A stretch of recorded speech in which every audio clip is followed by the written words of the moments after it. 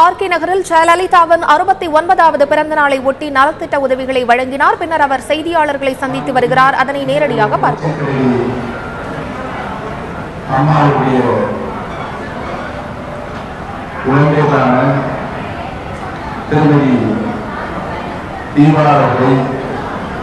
நாங்கள் என்றைக்கும் வரவேற்பதற்கு தயாராகவே இருக்கிறோம்.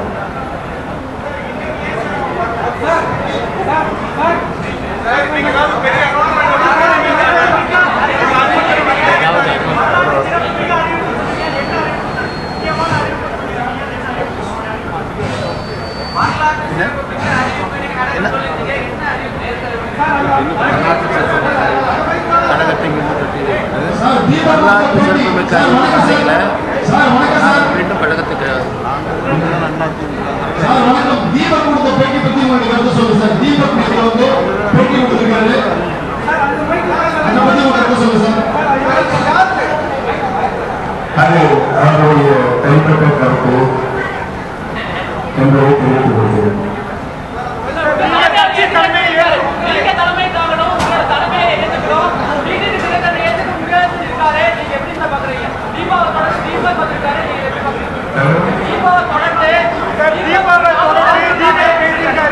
உங்களோட கட்சி தலைமையை ஏற்க தயார், டிடிவி தினகரன் தலைமையை ஏற்க தயாராக இல்லை அப்படின்னு சொல்லியிருக்காரு. இதை பத்தி நீங்க என்ன நினைக்கிறீங்க?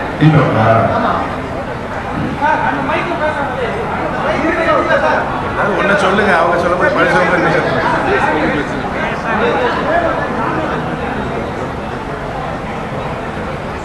என்னுடைய அருமை தம்பி தீபக் அவர்கள் அவருடைய உள்ளத்தில் இருந்த கருத்தை அவர் சொல்லியிருக்கிறார். சார், உங்களுடைய ஒரு சிறப்புமிக்க அனௌன்ஸ்மெண்ட் என்ன அனௌன்ஸ்மெண்ட்? இன்னைக்கு ஒரு அறிவிப்பு பண்ணிருக்கீங்களா? அனைத்து இந்திய அண்ணா திராவிட முன்னேற்ற கழகத்தினுடைய உண்மையான புரட்சி தலைவர் எம்ஜிஆர் அவர்கள் இது தப்பும் பாசம் வைத்திருக்கின்ற கொண்டவர். இதையும் புரட்சி தலைவி அம்மாவர்கள் இந்த இயக்கத்தை ஒரு மாபெரும் இயக்கமாக, மக்கள் இயக்கமாக வளர்த்திருக்கின்ற அனைத்து தொண்டர்களுடைய எண்ணங்களின்படி நாங்கள் தான் உண்மையான அனைத்து இந்திய அண்ணா திராவிட முன்னேற்ற கழகம் நான் இன்றைக்கு உறுதிபட தெரிவிக்கின்றேன்.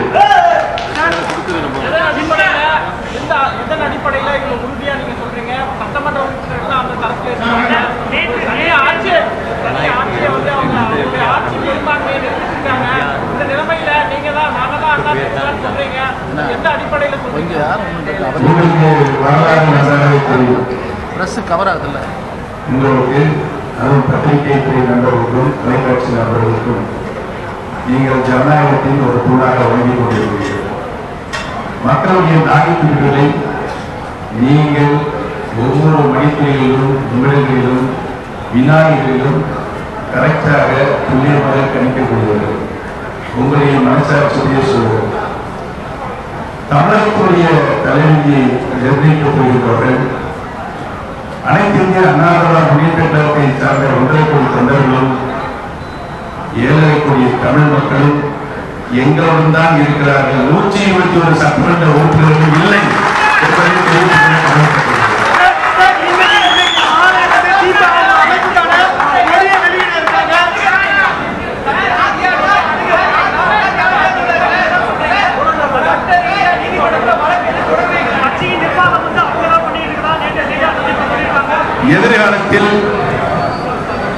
எதிர்காலத்தில் மக்களுடைய நீதிமன்றத்தில் இது உறுதியாக நிரூபிக்கப்படும்.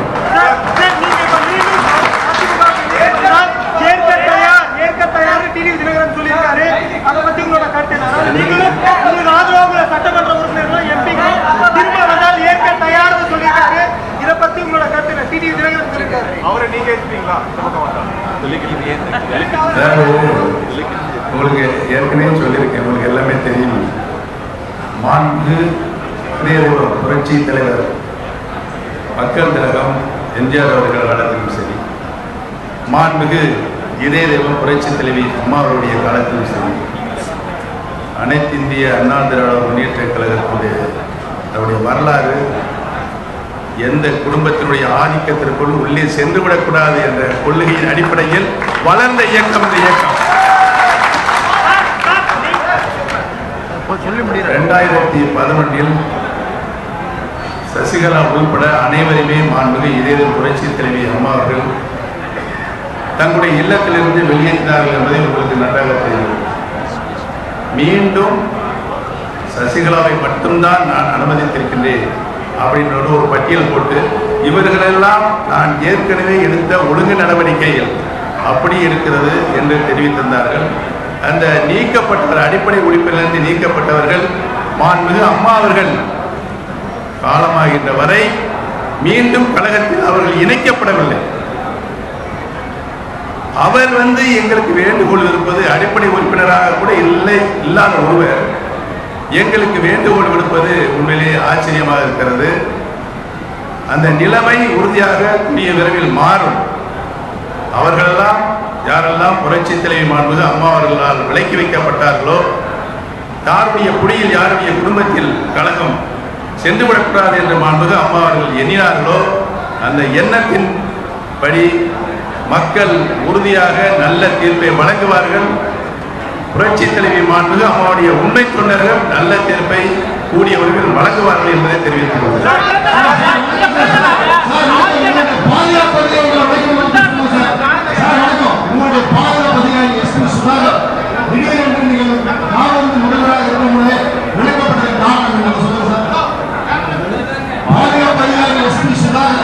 நீங்கள் காவல்துறை முதல்வராக இருக்கும் போது அவர் விளைத்ததின் காரணத்தை சொல்லுங்க.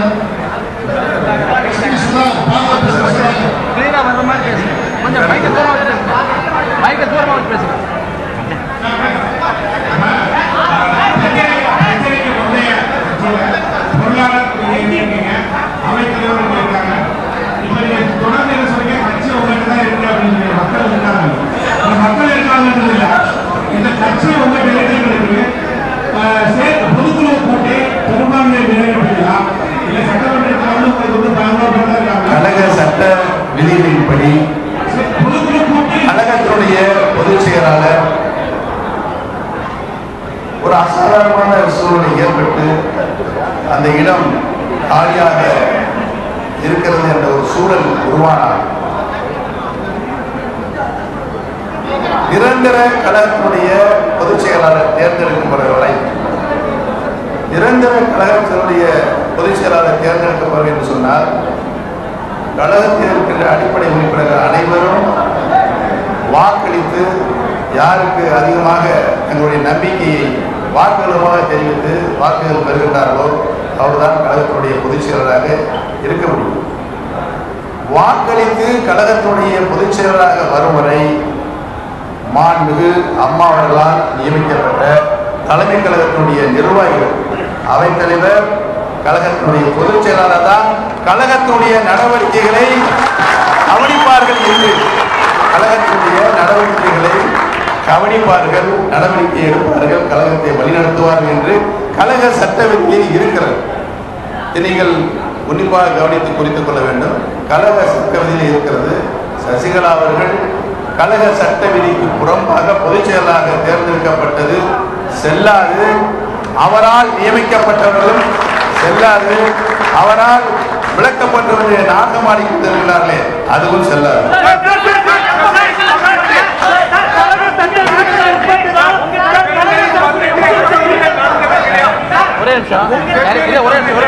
நிறைய டைம் எடுத்துக்கலாம். ஒவ்வொருத்தரா கேளுங்க.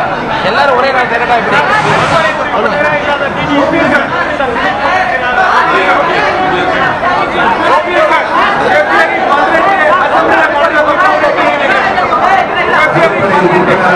இல்லாத நிலைமைப்படி கழகத்துடைய துணை பொதுச்செயலாளராக இருக்க முடியும் என்று நீங்க கேள்வி உங்களுடைய பதிலே கேள்வியிலே அது இருக்கிறது, பதிலே இருக்கிறது.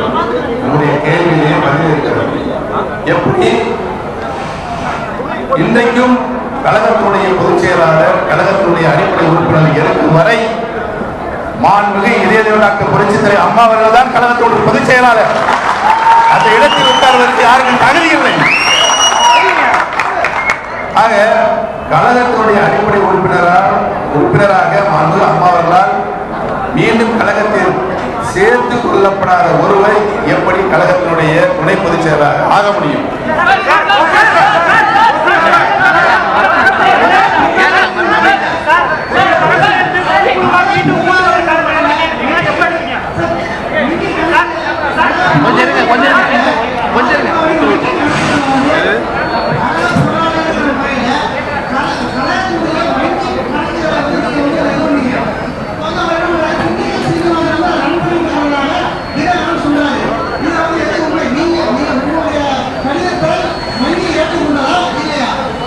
முறைப்படியாக வங்கிக்கு நான் அனுப்பியிருக்கிறேன். அவர்கள் ஏற்றுக்கொள்வதாக வாக்குறுதி அளித்திருக்கிறார்கள். சட்டப்படி நடைபெறும்.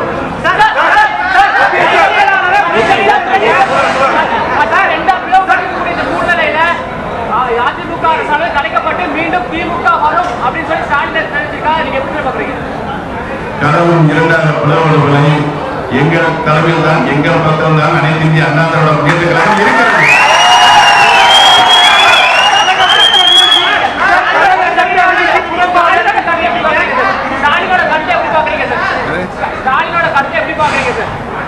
நாட்டில் எவ்வளவு கட்சி இருக்கு, அவங்க எங்க கருத்து சொல்றாங்க, அது அவருடைய தனிப்பட்ட கருத்தாக.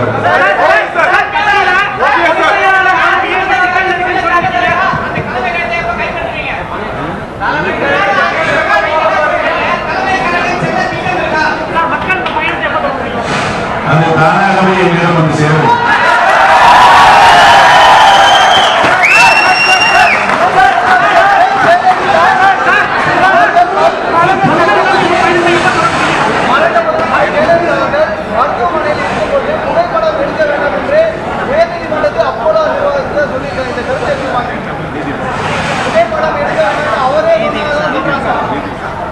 மாண்புமிகு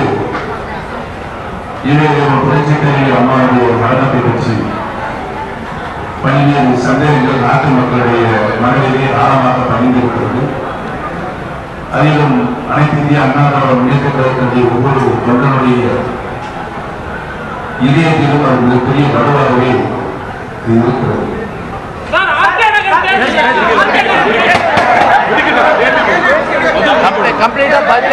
இந்த சந்தேகங்களெல்லாம் ஈர்ப்பதற்காகத்தான் ஒரு ஈர்ப்பு கமிஷன் அமைக்கப்பட வேண்டும் என்று ஏற்கனவே நான் சொல்லி அதற்கான பூர்வாங்க பணிகளெல்லாம் நான் முதலமைச்சராக இருந்தபோது கொடுக்கப்பட்டது. இன்னைக்கு நிலைமை தலைகளாக மாறியிருக்கிறது. இன்னைக்கு இருக்கிற அந்த அரசு மாண்புமிகு அம்மாவுடைய உண்மையிலே அவர்கள் அக்கறை இருந்தால், மாண்புமிகு அம்மாவுடைய மீது உண்மையிலே அவர்கள் பற்று பாசம் வைத்திருந்தால் அவர்கள் உரிய நீதி விசாரணை கமிஷன் அமைக்க வேண்டும். அதிலும் மத்திய அரசுடைய நேரடிய கட்டுப்பாட்டில் இருக்கின்ற அதிகாரங்களுக்கு உட்பட்ட நீதி விசாரணை தான் அமைத்தால்தான் நியாயமான அந்த மர்மம் நீக்கப்பட்டு மக்களுக்கு உரிய பதில் கிடைக்கும் என்றே தெரிவித்துள்ளது.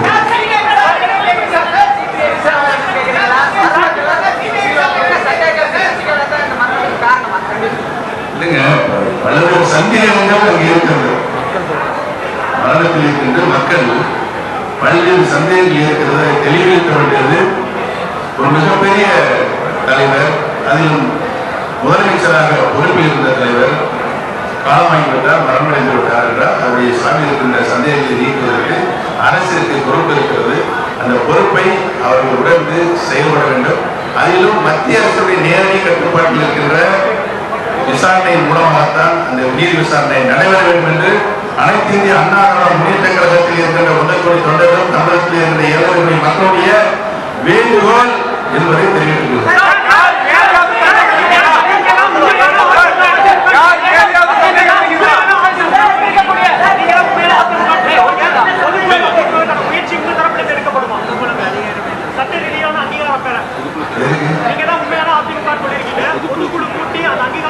நாங்கள் உண்மையான அதிமுக செய்யப்படும் சட்ட ஒழுங்கு அங்கீகாரம் அது ஏற்கனவே எங்கள் தான் இருக்கிறது.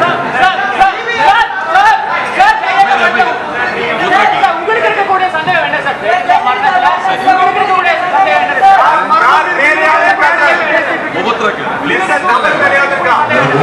பொதுவாகவே மாண்புமிகு அம்மா அவர்கள் மருத்துவமனையில் 75 நாட்கள் இருந்தார்.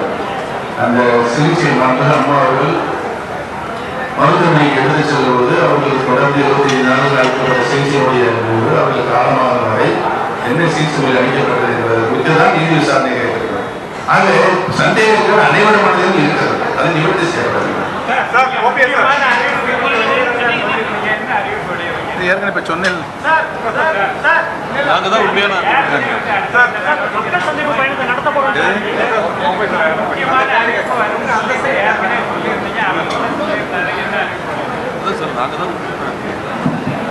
ஏற்கனவே இந்த கேள்விக்கு முதலில் நான் தவறு சொல்லிவிட்டேன். பல்வேறு சந்தேகங்களுக்கு இடமாக இல்லாமல் நீங்கள் தான் பல்வேறு கேள்விகளை நீங்கள் கேட்டுக் கொண்டிருக்கிறீர்கள்.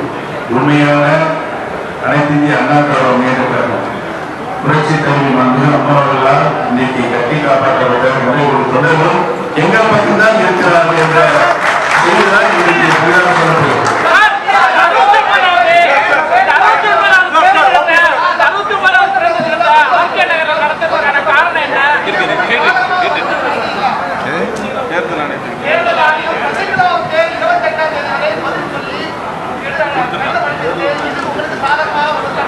உறுதியாக எங்கள் பக்கம் நீதி நியாயம் என்பது எங்கள் பக்கத்துதான் சாதகமாக வரும்.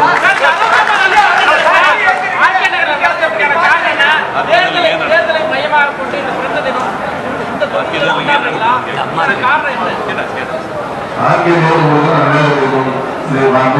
புரட்சி தலைவி அம்மாவுடைய சொந்த தொழில் அம்மாவுடைய பிறந்த நாளை நன்னாளை கொண்டாடுவது அதுதான் பொருத்தமாக இருக்கும் என்று கருதி நம்முடைய கழக அவைத்தலைவர் அண்ணன் மதுசூதன் மரியாதை அண்ணன் மதுசூதன் அவர்கள் அந்த நிகழ்ச்சி இன்றைக்கு மிக சிறப்பாக ஏற்பாடு செய்திருக்கிறார். நீங்கள் எல்லாம் கண்கூடாக பார்த்திருக்கிறீர்கள்.